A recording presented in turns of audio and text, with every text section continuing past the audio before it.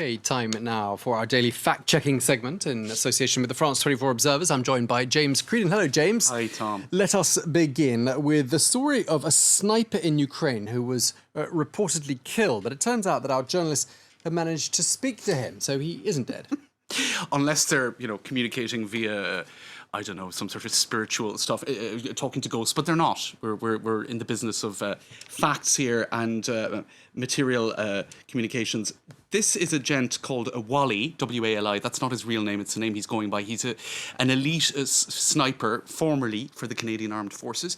And he was in Ukraine over the last number of weeks, and he has gained a degree of notoriety, Tom, and it was reported first of all in Chinese media, and secondly on Russian social media and elsewhere, that he was dead upon arrival. Now, this is somebody who had been touted as one of the a sort of a mercenary with an extremely skilled mercenary who would be able to take out numerous Russian soldiers on a daily basis, and so I suppose the reporting that he had arrived in Ukraine, not as any official part of a Canadian NATO effort to combat the Russians, but on a personal capacity.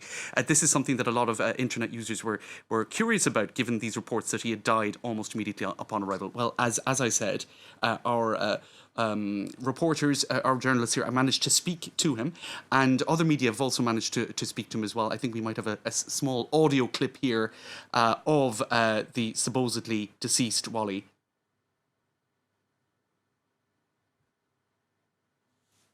Canadian foreign fighter. The audio of Wali speaking. Well, I'm alive.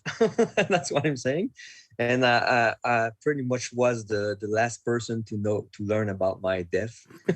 So when I was on the front line without my cell phone, essentially he was reported to have been shot down in Mariupol, and when he turned on his phone a couple of days later, he had hundreds and hundreds and hundreds of messages from people who knew him and people who had second-hand or third-hand accounts. So people concerned that he was dead. In any case, he's not. We can confirm that because we've spoken to him. Okay. And well, just to give us a little bit of background into why that would be put out there, he himself speculates that because he had a reputation for being an experienced sniper, and that this would be to some degree intimidating, the fact that he was then reportedly dead was part of a misinformation effort, which the Chinese also participated in. There were Chinese media that also that had put this information out there. You can see that it was first reported on Chinese media. So this appears to have been a very deliberate propaganda, fake news effort to spread a rumor that, so it's an example of the extent to which there is a detailed, very precise effort to spread misinformation. Okay, well, there's room for a play on words there with where's Wally, but we know where he is. He's we know fine. where he's okay, more or let's less. move on. Now, a video of a Russian army choir. Now, apparently people were arrested for singing anti-war songs in that choir. Tell us more. That's right. Now, let's take a look at this video and I'll explain a little bit more afterwards.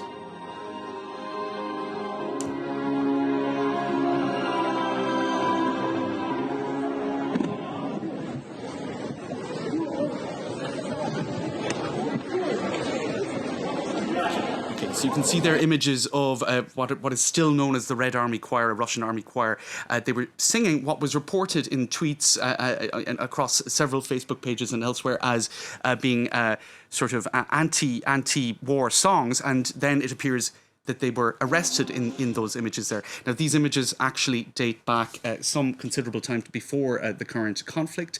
They were actually from 2015, and this was in the immediate aftermath of the release of a James Bond film, Spectre, and that was actually a song from that film. Now, it remains unclear as to why they were arrested. Was it seen as something that the Russian army shouldn't be doing, singing Bond songs, or was it maybe even a publicity stunt to draw attention to the release of the Spectre movie in Russia? They are some of the hypotheses, but this has nothing to do with current events. This was back in 2015. It looked extremely staged, I have to say. And finally, why did Ukrainian farmers really intercept a Russian military jet? It would seem rather unlikely, and indeed it is unlikely, but that is what a lot of tweets were claiming. Ukrainian farmer captured a Russian military jet. You can see the images there. Now, the reason that might be somewhat credible is that these images were broadcast going back about a week or 10 days ago, where a tractor, a Ukrainian farmer, did manage to tow away a Russian tank. Now, that led to such sort of hilarity that there was even a video game released on social media and elsewhere where you can actually play the Ukrainian farmer going after the tanks. So there you go. That's another example of fake news. But I suppose where tanks have been taken captive by farmers, maybe it's not a massive leap of the imagination for a jet to be taken captive as well. Okay, probably a bit more difficult to do. But thank you very much indeed. James Creedon with today's edition of Truth or Fake. Thank you.